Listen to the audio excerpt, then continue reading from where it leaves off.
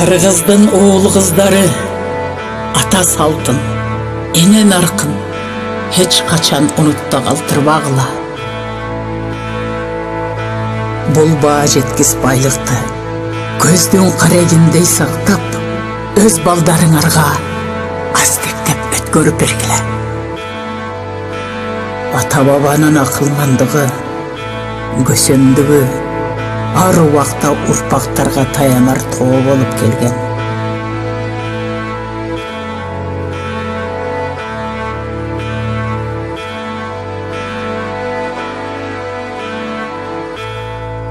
Ата салтын сактасаңар, эч убакта окор болбойсуңар. Илгертен кыргыз качан төшөктө жатып өлчү эле. Кыргыз уулу үчүн найзанын учунда, кылычты мизинде өлгөндөн артыгы эмне бар эле?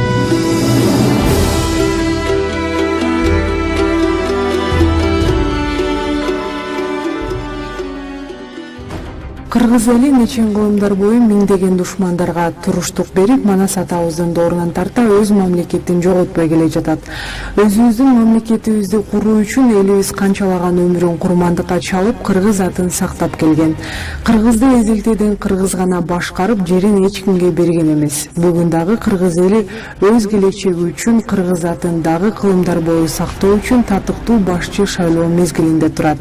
Ажуулукка аттангандардын арасында кыргызга жан тартпаган, өз камын гана ойлогон шектүү адамдардын бар экендиги бизди өкүндүрөт. Алардын бири Өмүрбек Бабанов. Негизи Бабановдун өздүгү тууралуу эл арасында күмөнөлөр көп. Апам түрк улутунан болот. Менин апам 1941-жылы Сталин репрессивдеп үй бүлөсүн жанагы кой салган малдай кылып жүктөп туруп, кичинекей 4 жашар кезинде мындай Кыргызстанга жөнөтүп жибергенде, Батумиден көчүрүп жөнөтүп берген. Ошондой эле анын таластагы өзү туулуп өскөн кара бууралык жердештери анын кичинесинен тарта эле Күрт улутундагы балдары менен чоңойгонун айтып келишет. Bayram günü derler, alem meklenir. Sen bizim yaylaya gel başım için. Бабанов азыркы убакка чейин күрттөр менен жакшы мамиледе болуп, аларга колдоо көрсөтүп келе жатат. Бирок бизди тынчсыздандырганы бул маселе эмес. Баарыбыз билгендей эле, ким президент болбосун, аялын уруп, алар көп нерсеге таасир этери белгилүү. Өмүрбек Бабановдун азыркы учурда жашап жаткан аялы белгилүү мыйзамдагы уру Азиз Батукаевдин карындаштары болуп, Чечен улутундагы Аминат Кривцова. Аминат Кривцова анын экинчи аялы болуп эсептелет. Биринчи аялы Рита Бирбаева менен бизнес тууралуу эле сүйлөшүп байланышса, көп жылдан бери Аминат Кривцова менен жашап, экөөнүн ортосунда бир кызы бар. Аминат Кривцова азыркы учурда АКБ Кыргызстан банкын башкарып келет. Бабановдун президенттик шайлоодо өтүп чыгышына жашуун кайнагасы Азиз Батукаев активдүү колдоо көрсөтүүдө. Эгер Бабанов шайлоодон жеңип чыкса, Азиз Батукаев жана башка Кыргызстандагы чечендер көп нерсени үмүт кылышууда. Аминат Кривцова АКБ Кыргызстан банкын башкаруудан сырткары Бабановдун шайлоо процессине өз салымын кошуп, социалдык тармактар аркылуу үгүт иштерин кызуу жүргүзүүдө.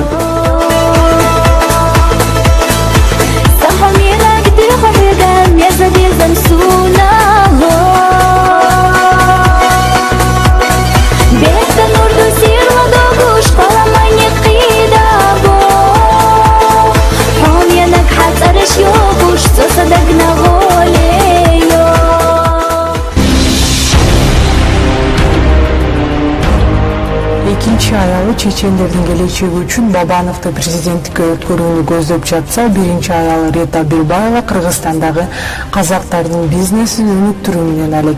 Себеби Рита Бирбаеванын улуту казак жана Кыргызстанга Бабановго тийгенден кийин гана көчүп келген. Буга чейин көбүнчө Казакстанда жашап келген. Рита Бирбаева Кыргызстанга Казакстандан келген un, май жана башка күндүк керектелүүчү товарларды көзөмөлдөп, жылына миллиондогон киреше табат. Өзүңүздөр билгендей, жакында эле Кыргыз-Орус өнүктүрүү фондуна дыйкандарга делген кредиттен $17 миллион алып, Азия Молл аттуу соода борборун ачты. Бирок мага мен менин тууганым акылдашууга келишти. Бул жерге мындай кыргызско-российский фронтко кайрылсак болобу дейт. Мен айттым, конечно кайрылгыла дедим. А эмнеге кайрылса болбойт? Эмнеге кредит алса болбойт?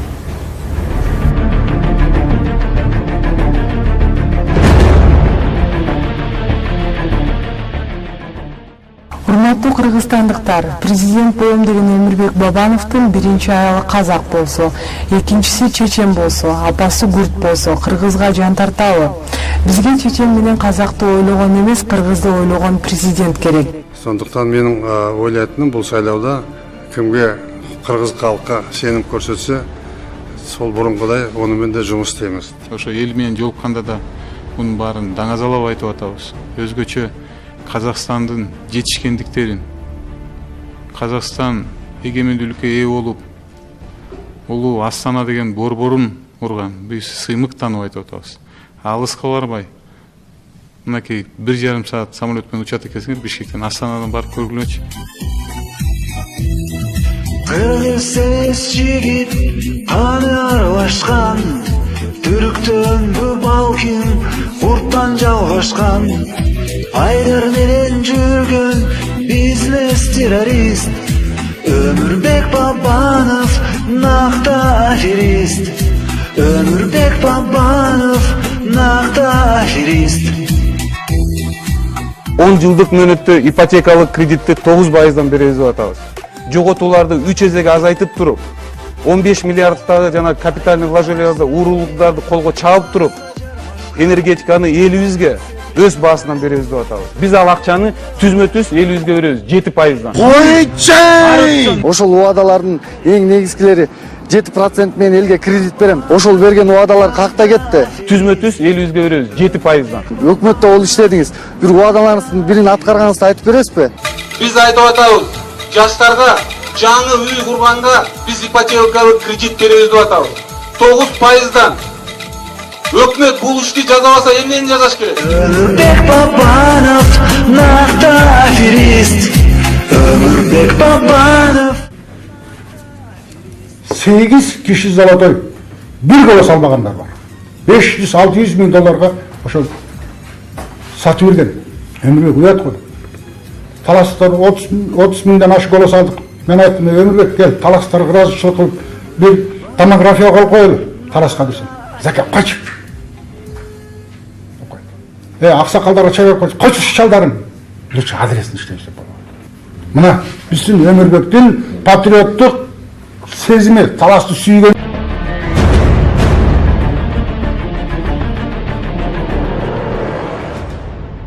Президентти шайлоодон мурда ата тегин карап добуш берүүңүздөрдү өтүнөбүз. Себеби Бабанов Кыргызстандын жана кыргыздардын келечегин ойлобойт. Анткени аны кыргыздар менен байланыштырган ыйык эч нерсе жок. Себеби дүйнөдө эки элдин улуту апасы жагынан уланат. Бул еврейлерди жана күрттөрдү гана. Бабановдун апасы күрт болгондуктан күрттөрдүн салты боюнча Бабановдун улуту дагы күрт болуп эсептелинет. Күрттөрдүн эч качан өзүнүн жери жана мамлекети болгон эмес. Эгер Бабанов жеңип калса, Кыргызстан биринчи ирет күрттөрдүн мамлекетине айланып калышы мүмкүн. Кылымдар бою ата бабабыз түзгөн мамлекетти башка улуттарга алдырып жибербейли. Кыргыздын оол кыздары ата салтын, эне наркын эч качан унутта калтырбагыла. Бул баа жеткис байлыкты көздүн карегиндей сактап, өз балдарыңарга астектеп өткөрүп бергиле. Ата бабанын акылмандыгы, көсөндүгү ар убакта урпактарга таянар тоо болуп келген.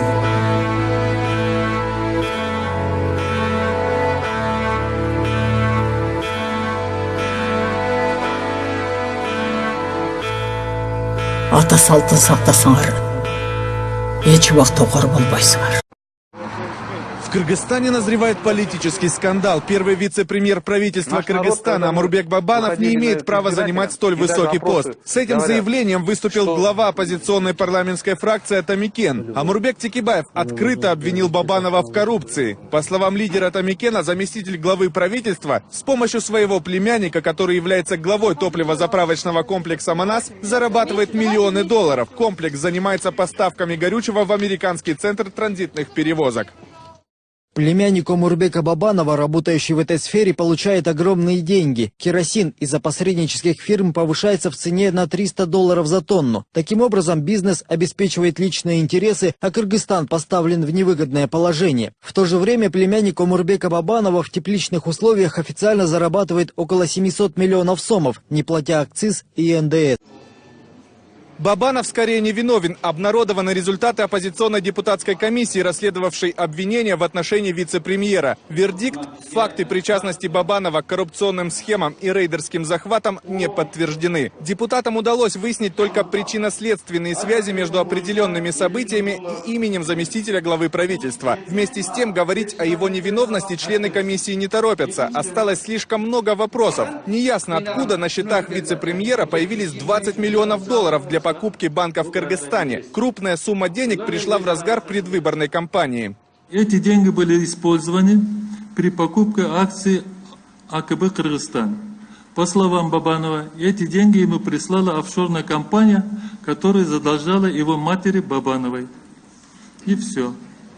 Примечательно, что именно в день заседания в интернете появилась запись телефонного разговора людей с голосами, напоминающими Амурбека Бабанова и сына свергнутого президента Максима Бакиева. На записи обсуждается предстоящее заседание комитета.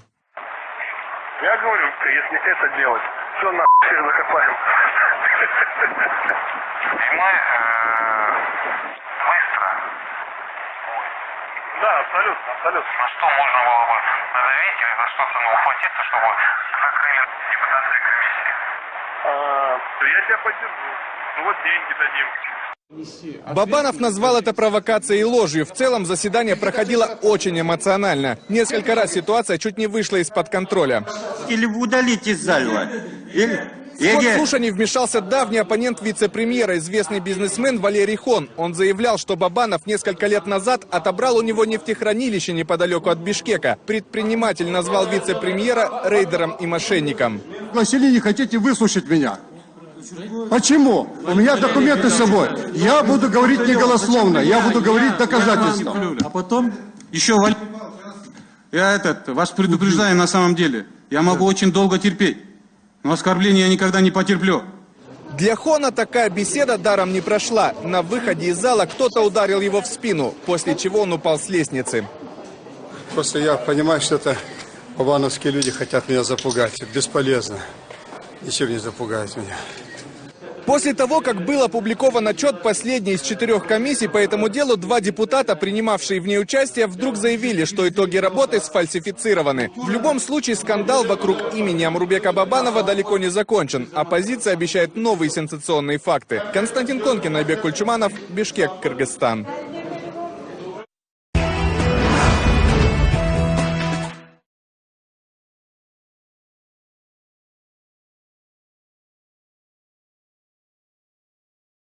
Когда руководство компании говорит, пожалуйста, дайте вот документы проверим, если мы что-то нарушили, мы внесем.